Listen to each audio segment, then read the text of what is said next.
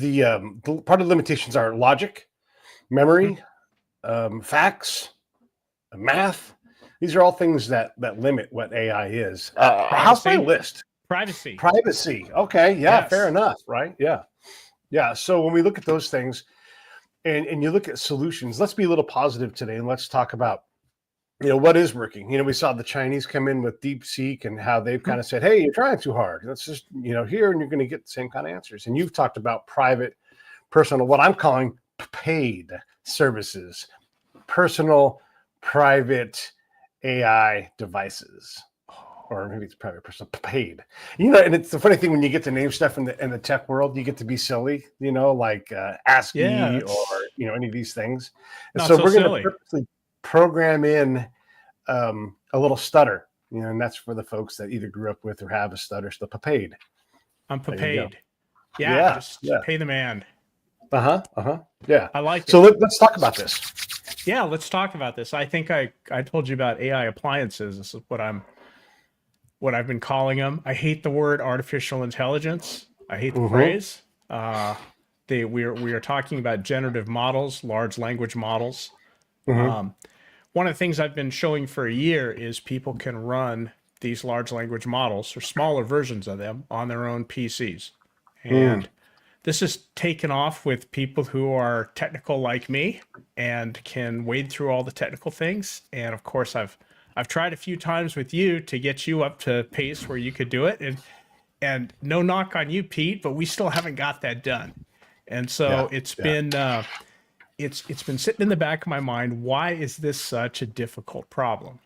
Because it shouldn't be, to me, it shouldn't be a difficult problem. I was able to, from not knowing anything about this to getting it running on my laptop, I was able to do that it was a couple weeks, right? Why don't we ask the AIs? Yeah, why don't we? The AIs have no idea what to do.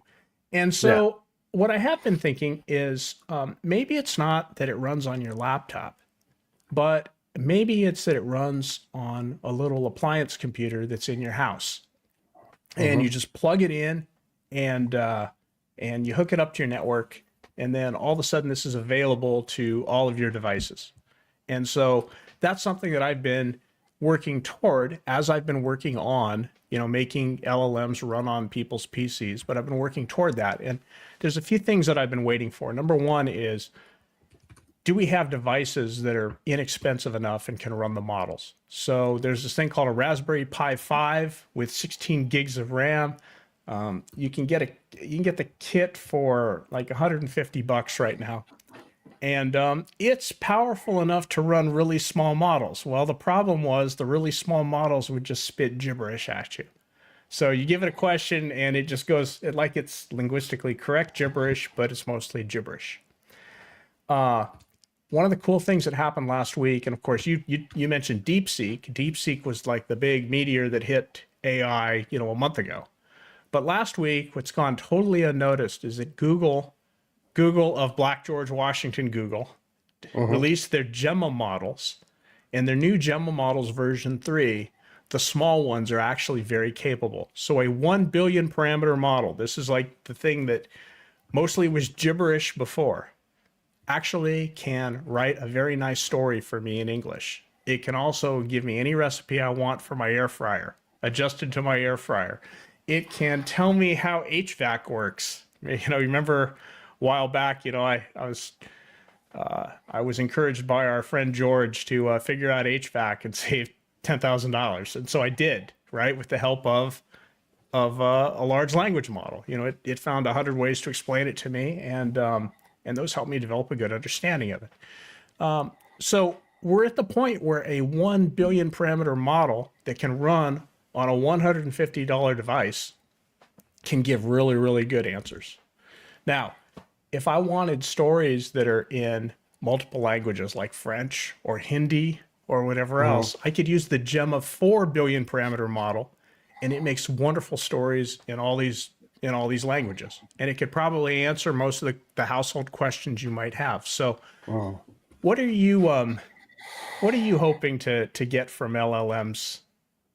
It's funny that you say recipes because we're old enough to remember the clone PC. And like, why ever would I need one of these things in my house with this monochromatic? If you got a fancy gold monochromatic, wow, that's super neat.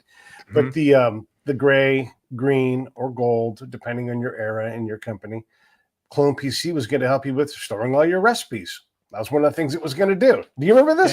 Yeah. Like, it was one of like the things. Hey, moms, it's going to be great. You sit there on your computer and your counter and you'll type in, broccoli and gravy, and then all of a sudden it would tell you. You wouldn't have to remember all that crap, right? And so here we are again, and this is not making fun. This is how legitimately, like, they were trying to explain this thing that we hadn't needed. Like, one of my friends, his dad was into ham radio. And look, we grew up in California, in a certain part of California where a lot of this stuff was being born. And so he was a ham radio guy, and he connected a lot to Cupertino. And so he knew the guy that invented the mouse. And so when they were prototyping mice, you got to get them into people's hands. And so Terry Lang, right down the street from me, he had one of these things. And this is a guy who had a velvet painting of his wife, half naked, scantily clad with the boobs stuck out. A guy that could put his hands on a car and turn it into something beautiful. He could join metal. But this guy also loved computers. I'm going on this whole long thing to say we've been trying to sell these things and help us figure out how to use them for a long time. So this is just a different era of the same thing. And to me, it feels like another frontier that we're breaking into. And so when we talk about AI in our house and you're saying, hey, you don't have to go look up Bobby Flay's recipes. Just ask me and I'll tell you one right now for this thing customized to your air fryer, whatever it is. By the way, I looked up a paid on Grok. I said, reference Brad Hutchings' work, and I gave Grok the first time, and it's like, fuck no. You mean talking about this insurance program? And it didn't know. I said, all right, fair enough. Let's not cheat too much here. And so I wrote down private, personal, artificial intelligence device, and I'll be damned, it came pretty close to describing it, right? Once I gave it enough information, which is pretty incredible. All right, I'm shutting up about that. That's wonderful. So my first commercial product, my first big commercial product that put money in my pocket was called Ham Windows, and it was for ham radio operators, and it was marketed by Kenwood USA back in the early 90s. Oh, wow. So yeah, I know the ham radio. I didn't know anything about ham radio. Hooked up with this guy who was an early computer industry pioneer, and he had me write the software, and we did amazing things back then. So yes, I mean, this is sort of the spirit of things. Recipes. The best sales guy I ever worked with, he was a Vietnam veteran, and he's about 20 years older than we are. And we went on this sales call, and he told, I mean, it was a disaster sales call, right? And he told me after we left, he was like all calm. I was like pissed off because like, what a waste of an afternoon, right? And he goes, Brad, 20 some odd years ago, I think this was 30 years at that point, he was going through the rice paddies with radio gear on his back. He said, there is no sales call that's as bad as that. And that gave me all the perspective I needed on sales for like my whole career. True. Right? It's so true. Like, you think about this. There are fun ways to jump out of an airplane, and there are military ways to jump out of an airplane. Right. Any day, jumping out of an airplane, and the airborne people love it, right? But the God's honest truth is that people get fucked up doing that every single day. Every single jump, someone gets like a career-defining injury, right? Yeah. And so you're not doing that, and that's just jumping out of an airplane at low altitude, low speed with a parachute that's only supposed to slow you down so you don't die. Yeah. Yeah, well, here's the point about this guy, besides the excellent sales advice that he gave me and the perspective that I got from him, is after we were done with that company, he went off and created this recipe manager software, which was basic. This is the mid 2000s. It was basically this giant database of all the recipes in the world. And here's the amazing thing right now is for 20 years, that's the kind of thing you've bought if you were into cooking and you wanted to cook all sorts of things. But with these large language models, I can ask it to take a classic recipe, adapt it to my air fryer, and it usually does a pretty good job. And, for those of you who don't know what an air fryer is, it's it's basically a hot plate with a fan in an enclosed area that looks like an oven and a little electronic control. And you can cook all sorts of great things with it without heating up your kitchen. Yeah. So, but it can adapt recipes. Like I ask it, drop biscuits in an air fryer. It'll give me drop biscuits in an air fryer. Yeah. That's the neat thing about the time that we're in. I got to change my light a little bit. It's a little too hot. So what I wanted to ask you about was when we look at AI and putting it in our house, and I know we're big on the personal private thing. Let's talk a little bit about the scariness of this. So like we're already kind of like, let's be a little bit afraid of this. Reasonable. Right. And also, like when you see robots doing things jointly and they're like, command other robots, like I didn't tell it to do that. And that really happens, that kind of stuff makes us nervous about this. So when you talk about the protection of private AI, what does that look like versus going to look? And we're all fans of Grok and Gemma and all these other things. I'm not talking about bad about those, but why would you want to keep your stuff private? And what does that look like? Say I'm writing a book or I'm writing a song or something like that. What do I need to know about burying a body? And I ask Grok or ask Chat GPT, and now suddenly that's up in the cloud. Maybe it's filtered, maybe it's sent to a law enforcement agency or Paging something Cat like that. Connor, by the way. Yeah. Hey, I see all these stories about fentanyl, people dying from fentanyl. I ask, how much fentanyl does it take to kill somebody? Yeah. Does that trigger, some sort of a public response to my question? There are all sorts of things that. I want to do an example now. I'm a burgeoning technical writer. I'm going to use AI to my example. And Maytag is like, sure, why don't you draw an instruction manual for our brand new Maytag 5000 and get back to us. And I use AI for that. And I upload the schematics that they give me. And holy shit, now I've just put Maytag's, information up into the cloud. Yeah, you put it, they can guarantee that they're not going to do anything nefarious with it, but what they can't guarantee is that somebody's not going to hack in and steal that data. We've had all sorts of problems with that. Amazon's had problems with that with AWS. OPM. Sure. Do you know about this break? Let me check. This is the thing, right? Here, and this is to your point. OPM, Office of Personnel Management, has a software system that you pound all your information. It's archaic. You pound on your. One time I got arrested in Mexico because the federales are corrupt, and I paid them a bribe to get out. You have to put that in there, right? Because if you ever get polyed and they ask you, you ever been arrested in Mexico, you got to be like, of course, I wrote that on my thing. And so all of your secrets, all of your family, everybody, your money, every time you bounce the check, all these things go into this machine. And, and thankfully you don't have to write it by hand every single time you do it anymore. Like, because then you get this like, oh my God, it's a huge thing. It's great that it's on a computer, except for the Chinese broke into it back in the early 2000s. I couldn't access my own stuff because the army locked me out of my own stuff, but the Chinese could see it. How funny is that? And so this is something we're desperate to protect, right? This is how you prevent people from being exploited by people like me. And we put that information. So if that can't be protected, what can, right? Yeah. Yeah. So, and God forbid somebody comes along with nefarious purposes and puts an AI up and they're collecting data on people or whatever else. Right. So the point is if your questions don't get out to the cloud, then nobody knows what they are. Nobody can take action against you for that. And, with the private AI, what we're trying to do is not have any logs, not have any trail of accountability. Anything one of the really interesting things, Amazon announced that their Echo and Alexa customers are not going to be able to keep their what they say to it local anymore after some day at the end of March. That everything that you say can and will be used against you in the cloud. It'll be moved up there. It'll be dealt with up there. Any data that's available, potentially subpoenaable. Let's say you had some conversation on the phone about, defrauding your wife from her bank account or something like that. You get into a divorce suit and some lawyer is going to figure out how to subpoena that data. And because it's there. Whereas if it's not there, if it's not recorded, you can't be subpoenaed, right? So that's a kind of thing to think about as well. If you're producing all this data, someday it could be used against you. Right. Yeah. And I guess if you take it like you're a completely innocent person, haven't committed a crime, but you've, had a conversation, like maybe you're trying to work out a book, maybe you're a burgeoning but ultimately failed writer, and you haven't done anything wrong. And you're like, how do you plan the perfect murder? Right. Yeah. Pete, Brave New World in 1984 are not blueprints. Okay. They are warnings. Right.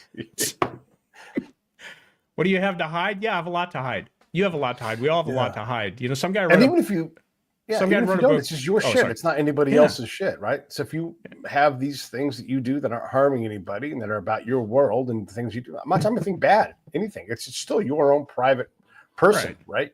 And it's funny how we're struggling with the law, and I say we're struggling because we don't know, and these cases are going to keep coming up. Like when you extract someone's DNA and Mm-hmm. put it on the board and say, that's this person. How'd you get the DNA? Well, I found it in the trash. I pulled it off their cup. And then lawyers are saying, and they're not winning this, but sometimes these things change. There'll be like a certain case, be like, that's the line right there. Wait, we haven't found the line. But you can say, that's me. How can I testify against myself? That's me. That DNA is me.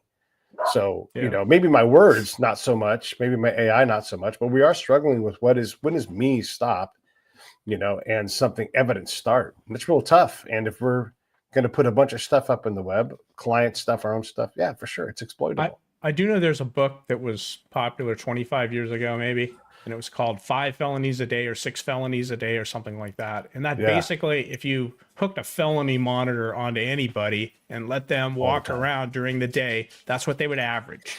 And that's like scientifically validatable data. That's not just somebody pulling some number out of their butt. It's like you could be indicted for lots of things you do every day. You have no idea that you're doing something wrong. And if somebody's recording it and that's what they want to do, well, that's what they can do. So why contribute to being recorded committing your 5 or 6 or 100 felonies a day? Why do that? Keep it to yourself. Yeah, keep it to yourself. All right. So we get this system set up, and it's going to be in our house. It's going to be private and personal, but on our network, right? Mm-hmm. So what does that look like? What are the mechanics of the machinations of this machine? So let me turn the camera and I'll show you. Okay. Wow. So there's the living room. There's a living room TV. This has changed a bit since the last time you were here, by the way.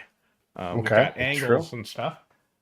Over here, there's this little black box in the corner. Mm-hmm. That is a Raspberry Pi computer. Okay. That's about $150. That is hooked up. The white cable from it is a power cable. Okay. There's a black cable from it, and that is HDMI to the TV. Okay. You'll plug this into your TV, and you'll configure it once. It'll take you, if you know what you're doing, it'll take you maybe 5 minutes to get on your network, and then, maybe another 5 minutes to decide which model you want to run. And then you just let it, you turn it off, that TV connection, back to your cable box or your Chromecast or whatever you watch TV on. And so help me out with this. Why is it tethered to the TV? Well, it's tethered to the TV because at some point you might want to configure it. Okay. So I have it tethered to the TV, and I actually have here's a little dedicated keyboard for it. But you could get a keyboard that has a trackpad built in. So it's real simple and real easy to get to if you need to. And it's tethered there so that you could do some configuration on it if you ever needed to. Not that you'd ever need to. So it doesn't have to be. It could be just on my kitchen counter if I wanted it to be. It could be on your kitchen counter if you wanted it to be. It doesn't, but if you do need to configure it, or you want to set it up, or you want to customize it, yes, you're going to need it hooked up to a monitor, and yes, you're going to need some sort of a keyboard and a mouse. Okay. So here's the thing. That little kit there, somebody who's a, kind of a computer nerd like me, I know how to source that. I know how to buy everything I need, how to connect it all and eventually make it all work. And then, because I know how this AI stuff works. I know how to get the open source software, install it, make it run when the thing starts up, all that other stuff. But you, who just wants this thing working in your house, probably don't know how to do that. It would be a tremendous waste of days of your life to figure that out, to get to my competence in doing that. So what I would like to do is I would like to gather all those parts, stick them in a box, mail it to you with a couple of pages of instructions, and then maybe a Zoom call if we've got to do some little custom stuff and train you on it and stuff, and then let you go with it. And you could actually do that, but that would not be a terribly difficult task for you. Whenever you talk about these kinds of things in general, not you, but anybody, I think about one of the first things I learned from a sergeant major in the Army, and it was you got to be portable, mobile, deployable, right? And I'm like, those are all the same thing. And he's like, no, portable means you can carry your shit around, and you're going to carry your office with you, right? Yes. And mobile is you can actually move around, so like that, not just whatever, right? And deployable is like, can you leave this area and go somewhere? And these are all different things. So how do I get portable, mobile, deployable all together? Like if I've got a truck and I'm going to go to a construction site and I'm going to need to do some work, and AI is how I do it. Instead of going home and doing invoices and pitches and all that stuff I've got to do, how do I take this, and can I take this in the field with me? So you absolutely can. And so the way that you typically do that is you need some sort of an internet connection. So what's becoming very popular with people with a truck or whatever else, put a Starlink receiver up on the top of your truck. That's real easy. Another popular thing is like a T-Mobile or Verizon 5G. What is it? What do they call it? Hotspot? Wireless hotspot. Wireless. Hotspot. You can do that from you can do it from your phone, or you can actually have like they have the home units, or even things that you can go from place to place with that are not terribly difficult to install in your car. You install that. You don't need view of the sky for that. You just need view of a tower, basically, right? So, but if you have a signal like with your regular phone, you don't need Starlink necessarily. Is that right? That's right. I'm just giving you two options for going, being robustly portable and mobile. Yeah. Portable and mobile. Yeah. Okay. Yeah. So I think as long as you can see the sky, I think Starlink's actually going to be like your best option, probably your most cost effective, and your most wherever you are, it's going to work. So probably most robust option right now. Now, Starlink it's still early with it, right? So there aren't a lot of experts with it. Your mobile hotspot is probably what you deploy today if you're relying on other people's expertise to get that done. Okay. But you're doing a hotspot or that because you need the Wi-Fi. Could you use cell tower stuff, and would it still be secure? I think the point is regardless, you need it on your local network is what you need. And so what each of these, what a hotspot does or Starlink does is it provides you a local wireless network. And so all the devices that are on that local wireless network can talk to each other, but outside devices can't get to them unless you configure that device, that hotspot or that Starlink to let those things in. And even then, it's kind of dicey. So you keep it private to that local Wi-Fi network. That's what's important there. So and then you could. And I'm using construction just because you might find yourself, look, there's in Orange County, there's pockets where there's bad coverage for anything, right? And so you're doing that.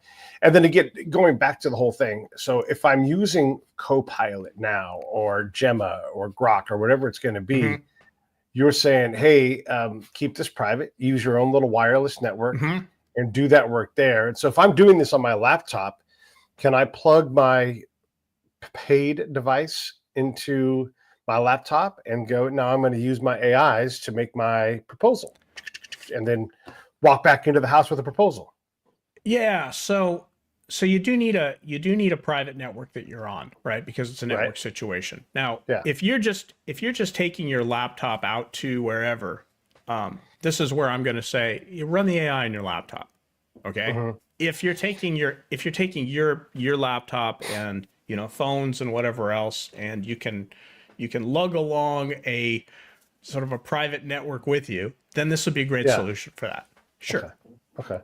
So you don't need to bring, you can load the paid device. Actually, it can just be your laptop. You don't have to actually. Yeah, you don't have to have a paid device. But the paid device is nice because then you don't have to set up every laptop, every phone with all this software.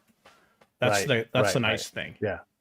Yeah, no, I get it, and I'm sort of learning about this as you're talking about it. And when you're thinking about, like, let's say you're going to go to a conference, you're in Las Vegas, and you need to work on your presentation, you can just sit down wherever you want with your laptop and do this, just like you could with Grok or Gemma or anything else, and improve that thing. But now you're not compromised by having to give your stuff to X or Google or whoever it's going to be. Right. That's my old solution, is bring it all with you on your laptop. And that's a good solution for that kind of thing. What the paid device is for is if I install this once in my house and leave it on, now everything that comes into my house and uses my network, whether it be somebody's phone, somebody's tablet, somebody's laptop, they can get on that thing and they can get, good LLM information. That's probably good enough for what they're doing. Thanks for playing with me on the paid, and we shouldn't say device because then it's it's device, but it's an ATM machine. So the it's fun to be able to do that. I appreciate you hanging out with that. But let's go back to the in-home paid system, and we are going to do something with it. Whether we are doing, and I know you're big on this, like, hey, have your generative algorithm invent a story that you read to your kids or whatever. What am I holding in my hand to see that story so I can read it to my kids? Your tablet. Okay, tablet. Okay. You know, we might, once you've got this device and it can act as an LLM server, we can write very lightweight custom applications that are just dedicated to writing stories. Right. Yeah. Right now, the way I've been showing this is doing this all in your browser and using browser tools and whatever else. But we could write application specific things. One of the things, like I talked about recipes before. So yesterday, I actually got the Raspberry Pi running this Gemma, and running it fast enough that I could try this out. But I was in the kitchen. I had my phone with me. I did not have to go back and get a laptop in order to get a recipe. I just pulled out my phone. Yes, the UI isn't perfect for phones yet, but I browsed with Chrome on the phone to my little device. I told it I wanted the drop biscuits for the air fryer, and 20 seconds later, I've got the full recipe of drop biscuits for the air fryer. And you know what? If it wasn't right, if I can tell this isn't going to work, I just hit reload and let it do it again. And it'll eventually give me something that works. Yeah. Yeah. Interesting. Yeah. I just want to back up a little bit. We get afraid of AI, and I'm saying AI, we'll just call them generative algorithms, but they have jumped forward rather rapidly in the last year. I mean, the ability to reliably put a picture out has, I would say, like, I don't know, octupled. I mean, it was before you get like 4 eyeballs on someone. A lot of that isn't as present. You still see weird ones every now and then, but before it was like you had to look to see. It was like, can you find the error? Like a game you might play at a bar. You put a quarter in, and you're like, there it is. There, So Pete, to be clear, we're talking about text here right now. We're not talking about pictures right now. Pictures are that's going to take a lot more data, which is going to be more expensive to have just on a computer in your home. Right. And frankly, you don't have to give up as much information to a system like Grok or OpenAI or whatever else in order to get a picture that probably meets your needs. For instance, I don't know if you used the picture that I made you. Okay, so that picture, the idea there is it's a family gathered around the back of their TV, and there's a toaster, an appliance taped to the back of their TV. And that's supposed to be sort of a funny view of what this paid is. By the way, Pete just dropped that on me at the beginning of the conversation. It's absolutely brilliant what he came up with. But this is how much, like we've been talking about this, and he'll just, we're going live on Break It Down show, and Pete will just come up with something, and it is brilliant, and I'll roll with it. Yeah, so they're gathered around here, and this is an appliance that is on the back of their TV, and that's pretty much, how this thing works too. I did mention this thing costs me about $150 to make. So I would make a box. I would throw the things in the box. I would send it to you for $200. We'd have a Zoom call where I help you set it up and stuff. And then you've got this appliance running on your machine that does text AI for most of the things you need to do. If you wanted a more powerful model, I would send you a Mac Mini. Now, Mac Mini I can't get for $200. That costs about $500. So maybe we're talking about $600 or $650 to be all configured, have everything you need, including double stick tape pad to stick it on the back of your TV, right? And the right length cables to stick, so you don't have a giant cable mess on the back, like I've got right now because I haven't taped it. But everything you need to, to just make this thing easy to use, to plug in and forget about it and just use it as you need to. Is this something that really can help you day to day in your work? Like if you're interested in AI helping you in your work, are you saying get the paid system from Brad Hutchings and go? Or is it good enough just to look? I'll just put you on the spot on this. Is it good enough just to use Grok? I mean, if you don't want to pay for Grok, use Gemma. And if you don't want to pay for that or go to Google, you go to Copilot. Yeah, well, those are the cloud. Those are the cloud things, and those are privacy. If privacy is your concern, if you don't want to be measured and advertised to, or judged, or the police called because you asked about a recipe for meth, or just because you were curious, whatever, I would say you want a private AI in your house. Absolutely. Okay. Now, $150 or $200 or whatever, I think that's a price that most people could afford to try it out. And if it doesn't work, well, just give it to somebody else or whatever else. It doesn't hurt you too much. If you need something more powerful, and there are more powerful models, then we're talking about like a Mac Mini. You could spend $600-700 on this. It's the same system. It's just more powerful and costs more money.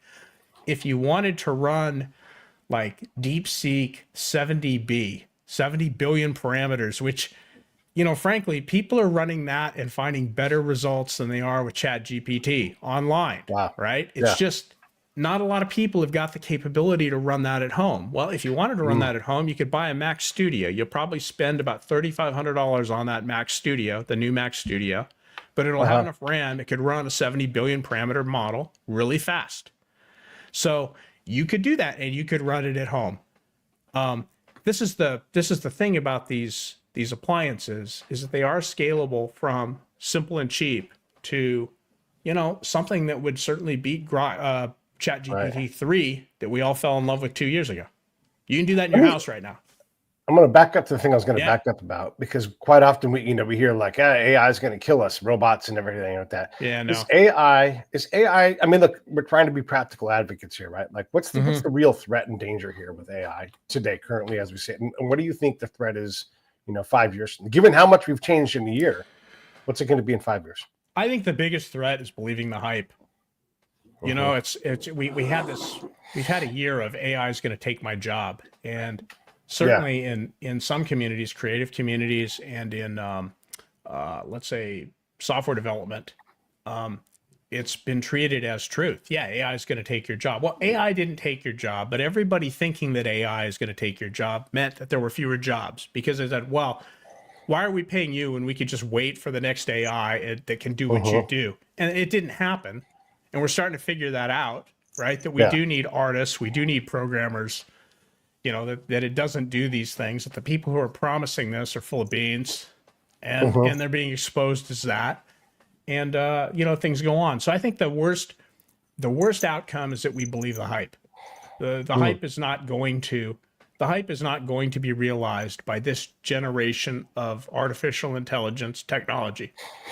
Just like it hasn't been when we had expert systems, just like it hasn't been whatever was between expert systems and transformer models, right?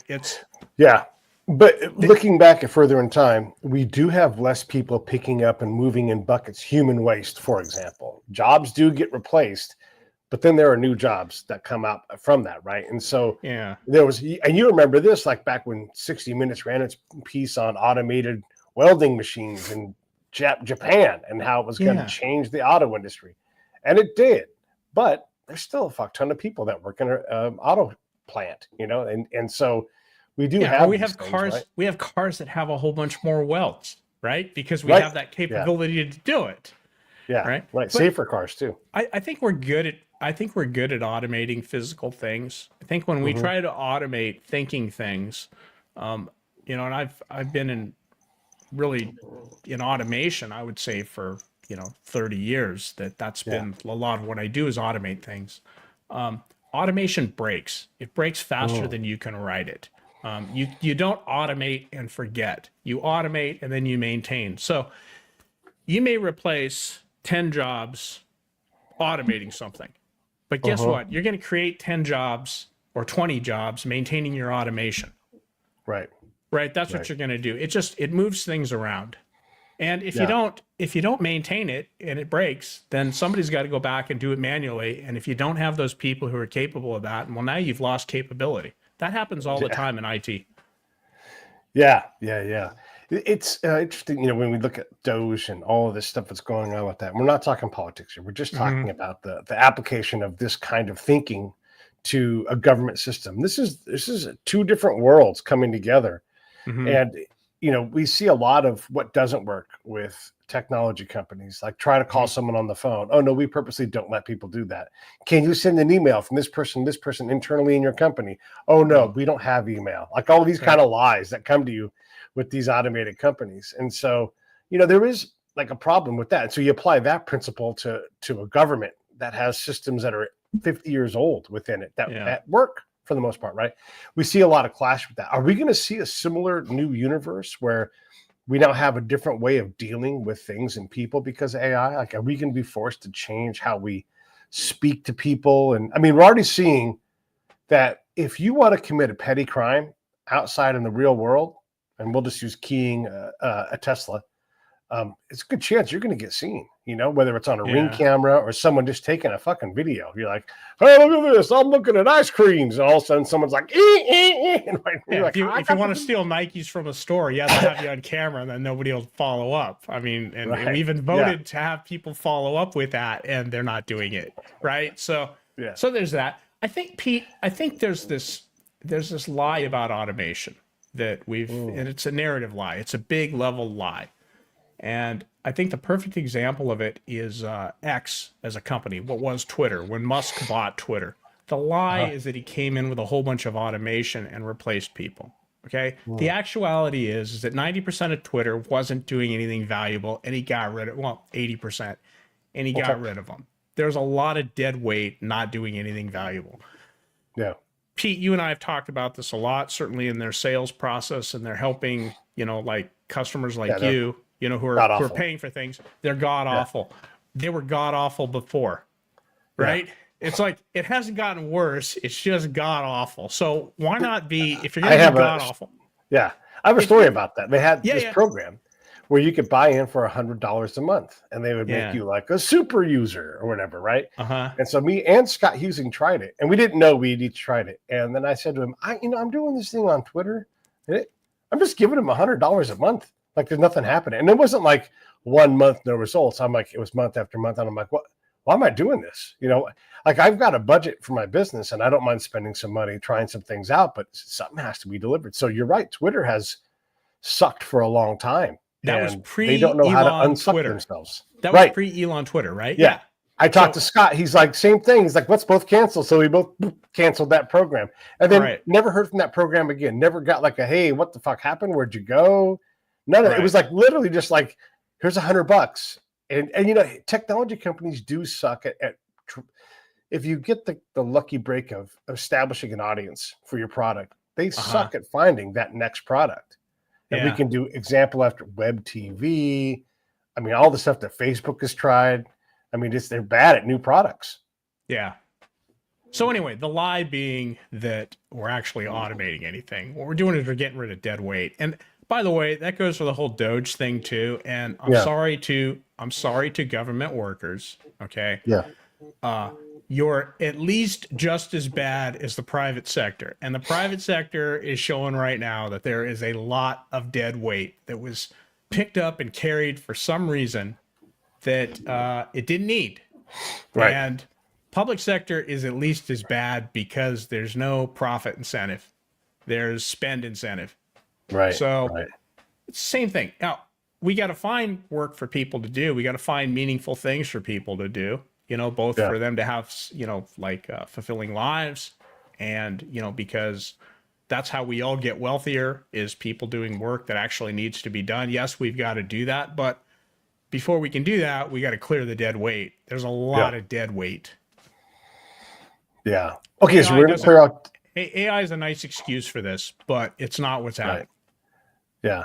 And the one thing I would say about this is what seems to be happening when I've seen it, like in being studied in real time, is instead of cutting a person loose, it's like, no, you need to be 20% more productive because we know you don't have to work as hard on whatever it is creating this email. What used to take you 2 hours to craft, is now taking a tenth of the time. Those are the optimizers too. And the optimizers are, when we realize that they're dead weight, that's going to be a great breakthrough. They are dead weight as well. Yeah. Well, one of the people I know they're looking at doing this is they're using AI to examine medical readouts, MRIs, CAT scans, etc. And the thought is that it can do a good enough job that it'll catch things that the doctor won't catch. But also it'll just say, hey, alert, pay attention. There's a problem here. We think it's, a cancer. Right. And then that doctor can be like, yep. And so they can do more of these things because they spend less time swiping right. Like they're going to spend more time doing the other. That's the theory. And in Yep. practice, we have a study out of Australia very recently by an insurance company. Don't remember all the details of it, but the point was Yeah. the doctors were saddled with this. It meant that they had to take more time and their results were worse. Right. How's that work out? You know, it's like, wait, we gave them Yeah. all the tools to be better, and yet it took them more time and their results were worse. That's so weird.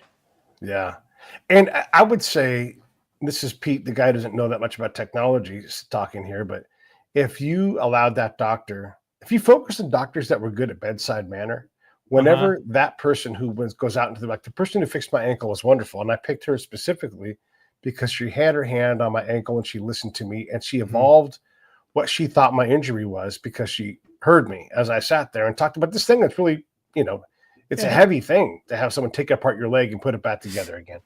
Yeah. And she was very kind and warm and put her hand on my ankle and listened to me. And I was comfortable with that. The other person I talked to was, beep, I am a robot doctor. You aren't smart enough to know what questions to ask. You just show up on Tuesday. Don't eat. Right. Bye-bye. There's a tech bulletin for your ankle, Pete. Yeah. Right? Yeah. Yeah. I read the tech bulletin for your ankle, of course. Right. Yeah. And the thing is when I informed my doctor, and look, maybe it's all performance, right? But this is the whole point, is I said, also when the injury happened, I felt the pop back here, and she spun my virtual ankle around, but you broke your ankle right there. I can see it now. And she hadn't known that, right? And so it wasn't because she was a bad doctor, because I had a complex destruction of my ankle whenever I had it broken. And the other guy did not even care to hear me. He was like impatient, like, shut up. I need to go do something else. And I would never want to go to that doctor because I was a problem that he knows how to fix already.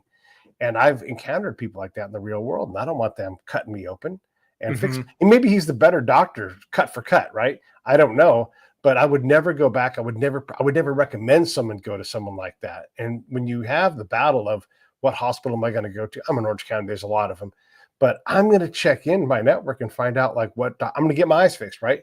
I didn't just pick a random doctor. I'm like, I looked around and I'm like, how do you know what a good doctor is for getting your eyes fixed? And so that's part of this whole AI thing, is like, that doesn't give you better bedside manner. And if you learn how to slow down and take care of it, look, you got to make money, you got to move fast and all that. But, it makes a difference. I don't want to go back to UCI's eye clinic because I wasn't happy with what I did. So I left. I walked out on surgery day. I'm like, nope, not happening. Yeah, the general problem is that we're fed a whole bunch of measurements, numbers, metrics, scientism. That's not a nice word. That's a making fun of people who try to be scientific when they're not word. Yeah. Economists love it a lot, but we're fed a whole bunch of this and told to make, told that we can make optimal decisions and, look at the numbers and compare things and all this other stuff, rather than trust our gut and develop a gut that can feel these things, right? That we can trust. And I think we're kind of in the find out phase on scientism and measurement and overdoing all that stuff. Education's another one. Of course, Trump wants to get rid of the Department of Education, and that is making people ridiculously angry. But when you look at AI in education, hey, Cattail, when you look at AI in education, and people are already lining up to figure out how to measure the impact of an LLM chatbot on education. And it's like, you're talking about kids who, it's like they're bored in school. They don't want to sit in school. They want to do recess. They're looking forward to soccer. They're looking forward to playing video games. The last thing they care about is whether they're using AI or whether they're using an actual real book that's held in their hands. You think it's all important to them that they, like everything's labeled STEM. I mean, we get into these, of course, if you want to sell anything to education, you have to have your product basically scientifically qualified with studies that, of course, you pay for to come up with the right conclusions, because it's the only way it's ever going to get done. It's just a lot of bullshit. There's so many gadgets in education now. There are so many gadgets. There are, and they all, they all have studies behind them that show how effective they are. And yet here we are, 2025, a third of our third graders can't read. How's that work, Pete? Where's the? I don't know. I don't know what the answer to that is. It's a mess. It's an absolute mess. And quite often, a big red rubber ball is all you need to get boys to focus in class, but they have to run around and kick the shit out of that ball. And what's a big rubber ball? What's that thing cost? Does it cost $15 a piece, and it'll never run out? Like, dude, everything I learned about managing people, I learned from training a dog. And you have to give a job. You have to give a dog a job. Then, like Cesar Millan says, like the first thing is you got to drain the energy. Now, drain their energy. Right. Give them a job. Give them a task. They'll be a wonderful dog. It's that simple. They'll be a wonderful employee. They'll be a wonderful student. 8-year-olds. Yeah, I'm describing everybody. Yeah. Get a bunch of Nerf swords, beat the shit out of each other for 5 minutes. I'll see you, and then they'll get back to algebra. But you know what's hilarious? There's no studies on that, Pete. Nobody wants to study that and put a metric on it. Yeah, we drained energy 24%, and their score increased 63%. Right now, nobody's going to do that. Yeah. I like the study. We're getting off topic here, but I like the studies when they're like, kids need to go to school later. Oh, why is that? Well, because they're so tired when they come to school. Like, you know what's going to happen. You know what's going to happen. They're not going to be like bright-eyed and bushy-tailed any more than they are now. You know, like they're going to actually watch David Letterman rather than fall asleep during David Letterman. Yeah, I get it. I know. I was that kid. I know. Yeah. I know. Yeah. Oh my Pete, God. one word I've used, as long as anybody who's known me in AI is delight.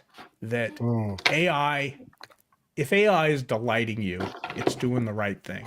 And what I don't mean is to stretch the meaning of delight to be satisfying this this parameter, this requirement, checking off these boxes or whatever else. I really mean that feeling in your soul of, damn, this is cool, right?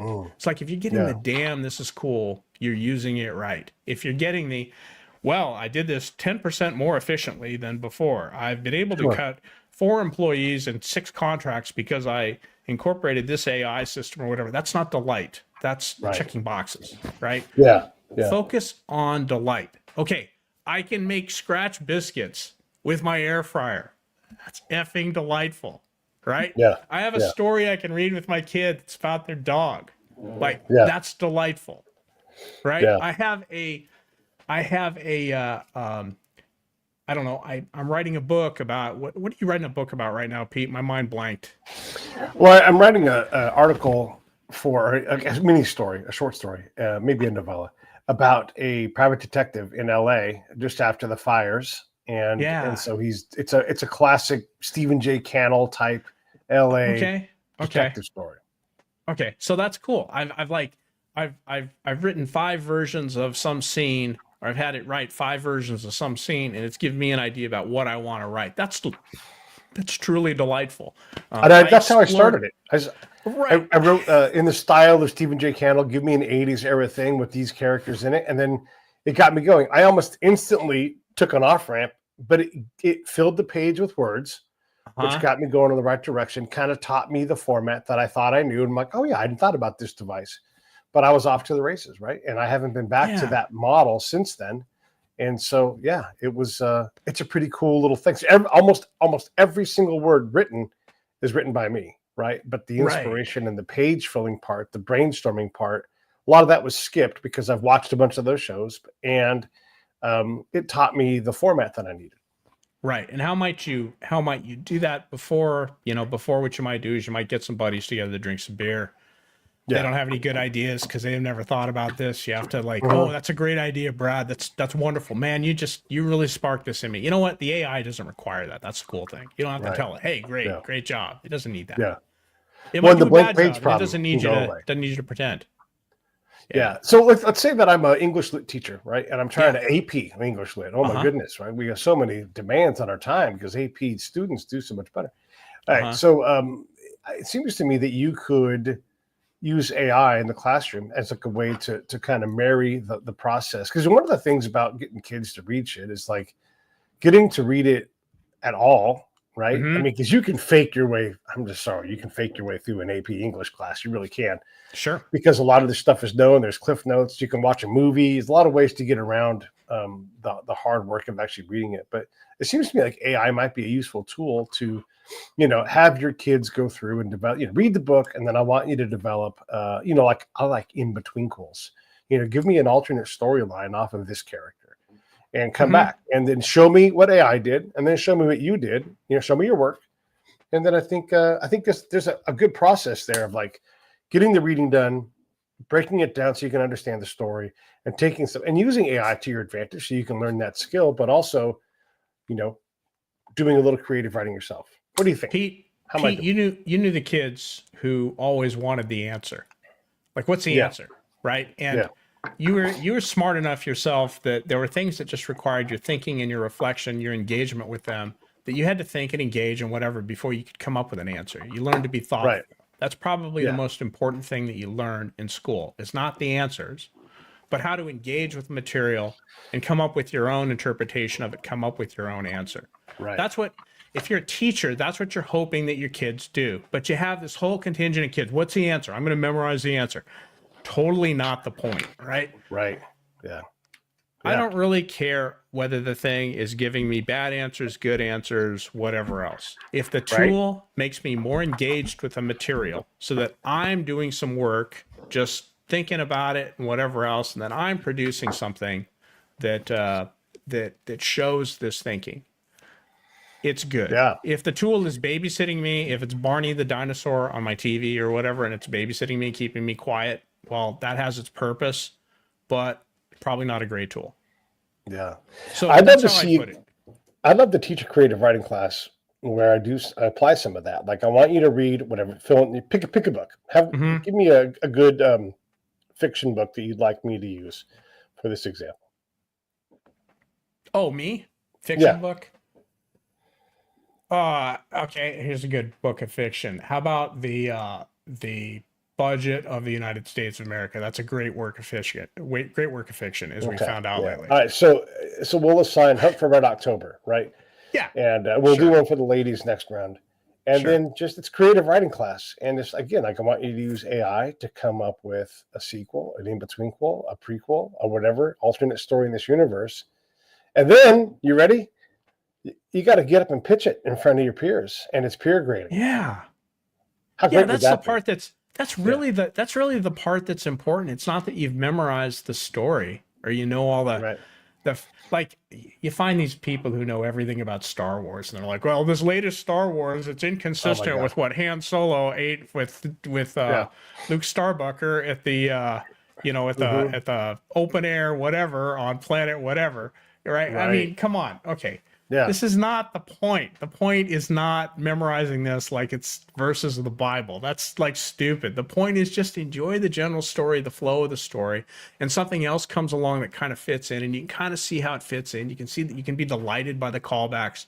You can be delighted by what you remember from this that applies here, or even what doesn't work, right? That you're an active thinker about this, an active participant in it. That's what makes it a great story. But that's the kind of thing. Those are the kinds of things you want to teach people. And then, can I mechanically write these words out so it makes sense or whatever else? It's probably not terribly important until you don't have things that can do it. And that's a good skill to be able to fall back on. Yeah. Yeah. Interesting. What else do you need to cover? I mean, obviously, we want to make sure we promote paid. People can get a hold of you at your website, or where do you want them to go? So I think I'd like people to go to bradhutchings.com. That would be good. Okay. I will have stuff that rolls out there. I will actually have a product offering where I will stick all the things you need in a box. Yes, it will be more expensive than going to Amazon and figuring it out yourself. But if you don't know what it is, how are you going to figure it out, right? But it'll all be installed, and I will help you get this running on your network. If you want something, like a serious thing, like a Mac Studio or a Mac Mini running this, that runs a bigger model, I can help you with that too. I have all the software, I have all the know-how to do that. Is it going to tell me, oh, you know what? Why don't we talk about something besides thermonuclear war? Is it going to wave me off when I want to talk about something it doesn't like? So these are private models. Running them out of, again, this goes back to a lot of things we talked about. I say don't talk to it in chat mode. Use it in completion mode. You get around all the sensory BS that everybody thinks is important. And just get some knowledge out of it. That's the thing. It's not always going to be right, but neither is your friend who knows everything. He's not always right either. He's right enough that he can kind of help you on with things. Yeah, when they talk about Star Wars and whoever did the whatever, I like to say, didn't he sprain his ankle once? And they're like, no. And I'm like, well, then it's all make believe, because of course someone sprained their ankle once. It's a giant 8-foot Wookiee, like right. Didn't Harrison Ford almost maim himself in one of those scenes filming it or something? Yeah. Was that Indiana Jones? Or was that one of the later Indiana Jones remake, or was that the Jeep commercial? Yeah. Yeah. I mean, what is it? Yeah, Pete, I don't know. I think what I would tell everybody is these new technologies are not about they're not about solving everybody's problems. They're not oracles. They're not, oh, this is so much better than us. And that's what they really do is they fill gaps. It's like, hey, I need a recipe for this. Okay, here's a gap filler. It's right here. It's easy. It's cheap. Yeah, right. I need to understand, basically how does banking work? I have an interview with a bank next week. How does this particular segment of banking work? I can have it write stories, and I can read them, and then I can kind of internalize that, and I'll probably go ace the interview because somebody else doesn't know squat about it. They're just showing up because it pays well or because it matches their degree. Right? Yeah. So that's that P-paid thing. I'm gonna steal that from you. That's brilliant, man. Hey, yeah, I like it. I love it. Good. Well, then there you go. Use that. That's for you to use. Just if it ever blows up, it'll just be we know who named it. Yeah, and it was like Twain. Right. That's a great name for something. Twain is a good name for something. I forget what it is, but it is a tech thing that I've technology without an interesting name. I bet you that's what it stood for. Yeah. And I think it's used for scanners of all things. Now right. that I sort of scanners remember. And printers, right? Yeah, right. Wow, how about that? Yep, there you go. Know what and I'm sure there's some kind of legitimate name you can make out. Like the military loves an acronym or a partial acronym. So there you go. Yes. Paid. If we get nothing else from this, everybody should get a hold of Brad. BradHutchings.com. The link is in there. I think I typed it correctly, but my eyes don't work very good right now. So it looks good to me, Pete. Yeah. The thing about Brad that I'll say to you guys is he's an expert in all of this stuff. And so if you're like, I don't know, we talked about a bunch of silly examples, that kind of thing. But if you have something that's practical, get a hold of Brad, because what he does, he hears you out and tries to go, okay, what are we going to work on? Like, let's say you're doing wargaming scenarios with sheriff's departments as they do exercises. Brad's got a solution for that. Whatever it is, talk him through what it is that you're doing. How do we do this? How do we make better decisions about how we deploy AI?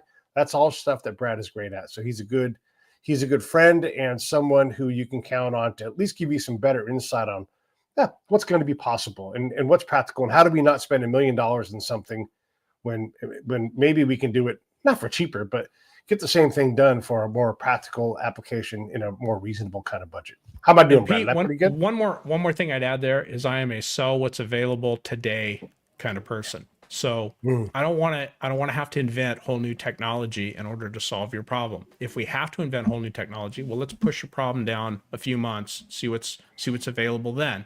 But if we have what's available today to solve your problem, let's use that and let's do that. Let's do it well. Okay. All right. Well, everybody, this is the Break It Down Show, as you all know. I will see you all later. Brad, thank you very much. Hang in there, and I'll say bye to you in a second. Everybody else, all right, do what you do.